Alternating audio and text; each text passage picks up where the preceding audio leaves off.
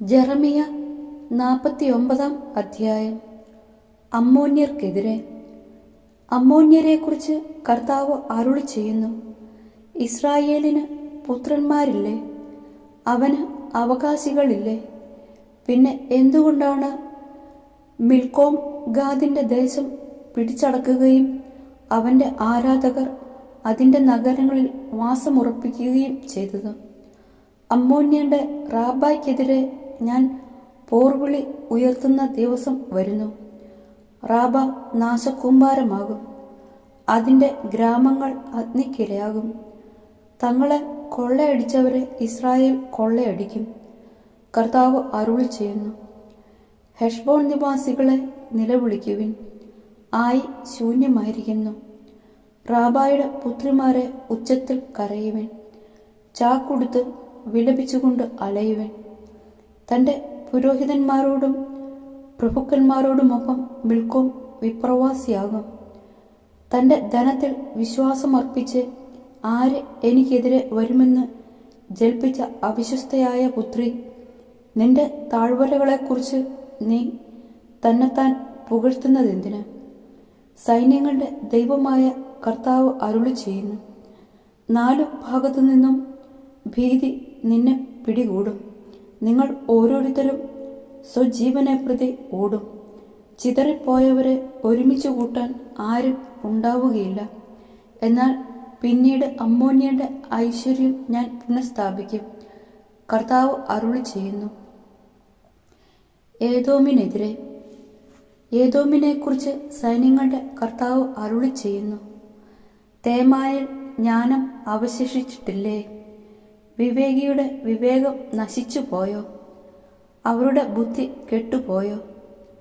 ദദാൻ നിവാസികളെ പിന്തിരിഞ്ഞോടുവിൻ, ഗർത്തങ്ങളിൽ പോയി ഒളിക്കുവിൻ. ശിക്ഷയുടെ നാളിൽ എസാവിൻ്റെ മേൽ ഞാൻ ദുരിതം വരുത്തും. മുന്തിരി ശേഖരിക്കുന്നവർ കുറച്ചെങ്കിലും അവശേഷിപ്പിക്കാറില്ലേ? രാത്രിയിൽ വരുന്ന കള്ളന്മാർ തങ്ങൾക്ക് വേണ്ടതല്ലേ എടുക്കൂ. എസാവിനെ ഞാൻ ശൂന്യമാക്കി, അവൻ്റെ ഒളിസങ്കേതങ്ങൾ തുറന്നിട്ടു. അവന് ഒളിച്ചിരിക്കാൻ കഴിയുകയില്ല. അവൻ്റെ മക്കളും സഹോദരരും അയൽക്കാരും നശിച്ചു. അവൻ ഇല്ലാതായി. നിന്റെ അനാഥരായ മക്കളെ എന്നെ ഏൽപ്പിക്കുക, ഞാൻ അവരെ സംരക്ഷിക്കും. നിന്റെ വിധവകൾ എന്നെ ആശ്രയിക്കട്ടെ. കർത്താവ് അരുളി ചെയ്യുന്നു. അർഹിക്കാത്തവനെപ്പോലും പാനപാത്രത്തിൽ നിന്ന് കുടിപ്പിക്കുമെങ്കിൽ നിന്നെ വെറുതെ വിടുമോ? നീ ശിക്ഷിക്കപ്പെടാതിരിക്കുകയില്ല. നീ അത് കുടിച്ചേ തീരൂ. ഞാൻ ശപഥം ചെയ്യുന്നു. ബൊസ്ര ഭീകരവും അപഹാസ്യവും ശൂന്യവും ശാപഗ്രസ്തവുമാകും. അവളുടെ നഗരങ്ങൾ എന്നേക്കും ശൂന്യമായി കിടക്കും. കർത്താവിൽ നിന്ന് എനിക്കൊരു വാർത്ത ലഭിച്ചു. ജനതകളുടെ ഇടയിലേക്ക് ഒരു ദൂതൻ അയക്കപ്പെട്ടിരിക്കുന്നു. ഏദോമിനെതിരെ ഒരുമിച്ച് കൂടുവിൻ, യുദ്ധസന്നദ്ധരാകുവിൻ. ഞാൻ നിന്നെ ജനതകളുടെ ഇടയിൽ ചെറുതാക്കും, മനുഷ്യരുടെ ഇടയിൽ നിന്ദാപാത്രവും. പാറക്കെട്ടുകളിൽ വസിക്കുകയും ഗിരിശൃംഗങ്ങളെ കീഴടക്കുകയും ചെയ്ത നീ അന്യരിൽ ഉണർത്തിയ ഭീതിയും നിന്റെ ഗർവം നിന്നെ വഞ്ചിച്ചു. നീ കഴുകനെ പോലെ ഉയരത്തിൽ കൂടുവച്ചാലും നിന്നെ ഞാൻ താഴെ ഇറക്കും. കർത്താവ് അരുളി ചെയ്യുന്നു. ഏദോം ബീഭത്സമാകും. കടന്നു പോകുന്നവർ അതിന് ഭയപ്പെടുകയും അതിന് നേരിട്ട അത്യാഹിതത്തിൽ വിസ്മയിക്കുകയും ചെയ്യും. സൊദോമും ഗൊമോറയും സമീപ നഗരങ്ങളും നശിപ്പിക്കപ്പെട്ടപ്പോഴെന്ന പോലെ ഏദോമിലും ആരും വസിക്കുകയില്ല, ആരും അതിലെ സഞ്ചരിക്കുകയുമില്ല.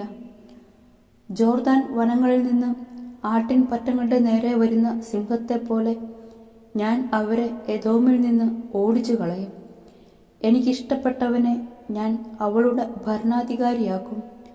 ആരുണ്ട് എനിക്ക് തുല്യൻ? എന്നോട് കണക്ക് ഏത് ഇടയൻ എൻ്റെ മുൻപിൽ നിൽക്കും? ഏദോമിനും തേമാനും എതിരായുള്ള കർത്താവിൻ്റെ നിശ്ചയങ്ങൾ കേട്ടുകൊള്ളുവിൻ. അജഗണത്തിലെ കുഞ്ഞാടുകൾ പോലും വലിച്ചിഴക്കപ്പെടും. അവയ്ക്കുള്ള ശിക്ഷ കണ്ട് ആലകൾ സംഭീതമാകും. അവ വീഴുന്ന ശബ്ദം കേട്ട് ഭൂമി വിറയ്ക്കും. അവയുടെ നിലവിളി ചെങ്കടൽ വരെ എത്തും.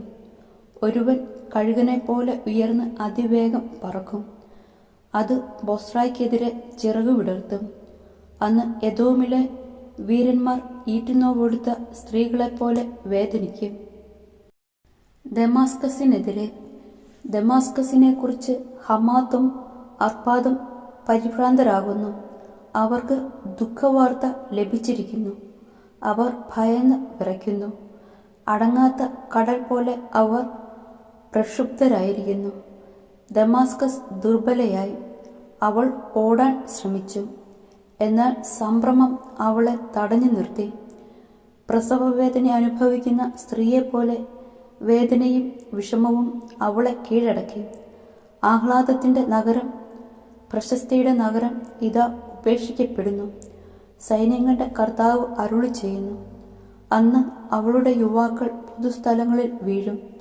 അവളുടെ യോദ്ധാക്കൾ നശിപ്പിക്കപ്പെടും. ദമാസ്കസിൻ്റെ കോട്ടകൾക്ക് ഞാൻ തീ കൊളുത്തും. അത് ബെൻഹദാദിൻ്റെ ദുർഗങ്ങളെ വിഴുങ്ങും. കേദാറിനും ഹസോറിനും എതിരെ. കേദാറിനെയും ബാബിലോൺ രാജാവായ നെബൂഖദ്നേസർ നശിപ്പിച്ച ഹാസോറിൻ്റെ രാജ്യങ്ങളെയും കുറിച്ച് കർത്താവ് അരുളി ചെയ്യുന്നു. എഴുന്നേറ്റ് കേദാറിനെതിരെ നീങ്ങുക. പൗരസ്ത്യരായ അവരെ നശിപ്പിക്കുക. അവരുടെ കൂടാരങ്ങളും തിരശ്ശീലകളും ആടുമാടുകളും വസ്തുവകകളും കൊള്ളയടിക്കുക. അവരുടെ ഒട്ടകങ്ങളെ പിടിച്ചെടുക്കുക. അവരോട് വിളിച്ചു പറയുക, എങ്ങും ഭീകരത. ഹാസോർ നിവാസികളെ വിദൂരത്തേക്ക് പലായനം ചെയ്യുവിൻ. ഗർത്തങ്ങളിൽ ഒളിക്കുക.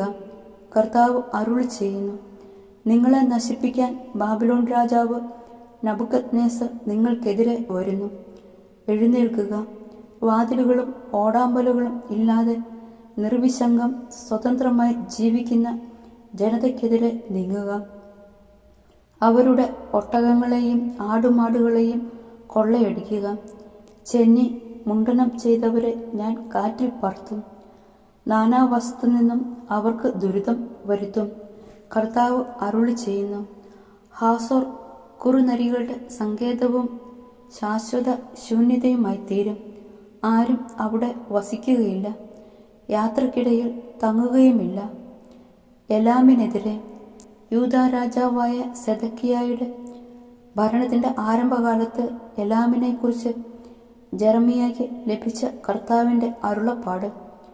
സൈന്യങ്ങളുടെ കർത്താവ് അരുളി ചെയ്യുന്നു. എലാമിൻ്റെ വില്ല് ഞാൻ ഒടിക്കും. അതാണ് അവരുടെ ശക്തി. ഞാൻ എലാമിൻ്റെ മേൽ ദിഗന്ധങ്ങളിൽ നിന്ന് കാറ്റുകളെ അയക്കും. അവർ നാലുപാടും ചിതറും. എലാമിൽ നിന്ന് ഓടിപ്പോകുന്നവർ അഭയം തേടാത്ത ഒരു രാജ്യവും ഉണ്ടായിരിക്കുകയില്ല. വേട്ടയാടുന്ന ശത്രുക്കളുടെ മുൻപിൽ സംഭീതരാകാൻ ഞാൻ അവർക്ക് ഇടവരുത്തും. എൻ്റെ ഉഗ്രകോപത്തിൽ ഞാൻ അവർക്ക് അനർത്ഥം വരുത്തും. അവരെ ഉന്മൂലനം ചെയ്യുന്നതുവരെ വാൾ അവരെ പിന്തുടരും. എൻ്റെ സിംഹാസനം എലാമിൽ ഞാൻ ഉറപ്പിക്കും. അവരുടെ രാജാവിനെയും പ്രഭുക്കന്മാരെയും ഞാൻ നശിപ്പിക്കും. കർത്താവ് അരുളി ചെയ്യുന്നു. എന്നാൽ അവസാന നാളുകളിൽ എലാമിൻ്റെ ഐശ്വര്യം ഞാൻ പുനഃസ്ഥാപിക്കും. കർത്താവ് അരുളി ചെയ്യുന്നു.